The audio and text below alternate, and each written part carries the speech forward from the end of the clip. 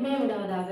இன்றைய நாளிலும் கர்த்தராக இயேசு கிறிஸ்து சிலுவையில் பேசின 3வது வார்த்தையை உங்கள் மத்தியில் தியானிக்க வந்திருக்கிறேன். எடுத்து வாசிப்போம். யோவான் 19ஆம் அதிகாரம் 26 மற்றும் 27வது வசனம். அப்பொழுது இயேசு தம்முடைய தாயையும் அருகே நின்ற தமக்கு அன்பாயிருந்த சீஷனையும் கண்டு தம்முடைய தாயை நோக்கி, ஸ்திரீயே, அதோ உன் மகன் என்றார். பின்பு அந்த சீஷனை நோக்கி, அதோ உன் தாய் என்றார். அந்நேரம் முதல் அந்த சீஷன் அவளை தன்னிடமாய் ஏற்றுக்கொண்டார். இந்த வசனத்தில் நாம் தியானிக்க இருப்பது என்னவென்றால், இயேசு கிறிஸ்து இந்த பூமியில் பிறப்பதற்கு மரியாள் மிக ஒரு பங்கை பெற்றிருந்தார்கள். அந்நாளில கன்னிகைகள் கர்ப்பவதியாக இருப்பது மிக ஒரு கொடுமையான காரியம்.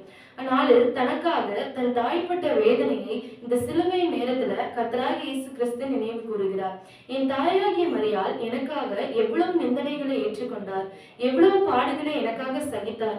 இன்னைக்கு இந்த தாயை நான் கனப்படுத்தணும் என்று நினைத்து ஆண்டவர் தன்னுடைய சீஷனாகிய தனக்கு அன்பாய் இருந்த யோவானிடத்தில் தன் தாயை பார்க்கக்கூடிய ஒரு பொறுப்பை கொடுக்கிறார். அவர் மூத்த மகனாய் இருந்து தன் தாய்க்கு செய்யக்கூடிய கடமையை நினைவு கூறுகிறார். நான் விட்டு சென்றால் என் தாய் தனியாய் இருப்பாள் என்று நினைத்து தன் தாயை தனக்கு அன்பாய் இருந்த சீஷன் யோவானிடத்தில் பார்க்கக்கூடிய பொறுப்பை கொடுக்கிறார்.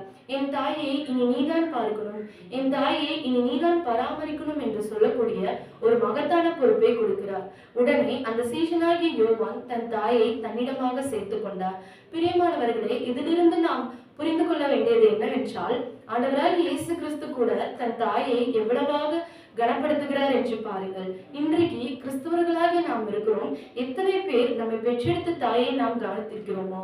இதிலிருந்து ஒரு காரியத்தை நாம் உணர்ந்து கொள்ள வேண்டும். வேதம் சொல்லுகிறது, உன் தாயையும் உன் தகப்பனையும் கனம் பண்ணுவாயாக. பூமியிலே உன் வாழ்நாள் நீடித்திருக்கும் வரைக்கும் உன் தகப்பனையும் உன் தாயையும் கனம் பண்ணுவாயாக என்று ஒரு கட்டளையை தேவன் நமக்கு கொடுத்திருக்கிறார். அந்த கட்டளையை இந்த நாளில நாம் நிறைவேற்ற வேண்டும். நம்முடைய சொந்த தகப்பனையும் தாயையும் நாம் பராமரிக்க வேண்டும். இதைதான் இயேசு சிலுவையிலே 3வது நமக்கு கொடுக்கக்கூடிய வார்த்தை. எல்லா சீஷர்களும் ஆண்டவர் கூட இருந்தாங்க. ஆனா எல்லா சீஷர்களும் அந்த சிலுவை நேரத்துல அவரை விட்டுட்டு போயிட்டாங்க. ஆனா அந்த யோவானாகிய சீஷன் மாத்திரம் ஆண்டவர் கூட அந்த சிலுவையின் மரணத்தை நோக்கி அவர் பயணம் செய்யும் போது கூட அவர் சிலுவையின் அடிவாரத்துல நின்றார். அதனாலதான் யோவான் இடத்துல இவன் பொறுப்பா இருப்பான், என் தாயை கவனிப்பான் என்று சொல்லி தன் தாயை கவனிக்கக்கூடிய ஒரு பொறுப்பை தேவன் தன்னுடைய சீஷனாகிய யோவானுக்கு கொடுக்கிறார்.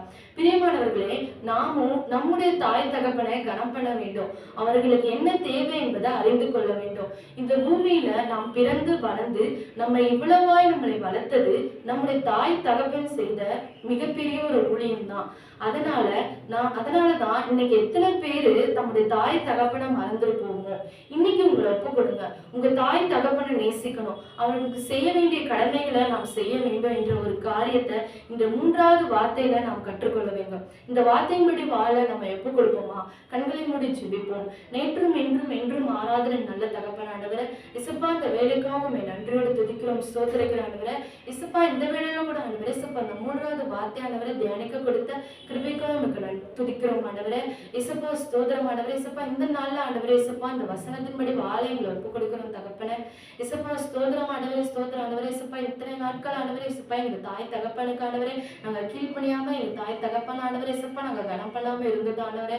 இசப்பா அந்த ஒரு விஷயம் கூட ஆண்டவரே, இசப்பா எங்களை மன்னிங்க தகப்பனே. எங்களை முழுமையா உங்க சமூகத்துல ஒப்பு கொடுக்குற ஆண்டவரே. இசப்பா எங்க தாய் தகப்பன் ஆண்டவரே, இசப்பா நீங்க பண்ணது போல நாங்களும் கனம் பண்ணணும் தகப்பனே. ஆசீர்வதிங்க, பலப்படுத்துங்க. இயேசுவின் நாமத்தில் ஜெபம் கேளும் நல்ல பிதாவே, ஆமென்.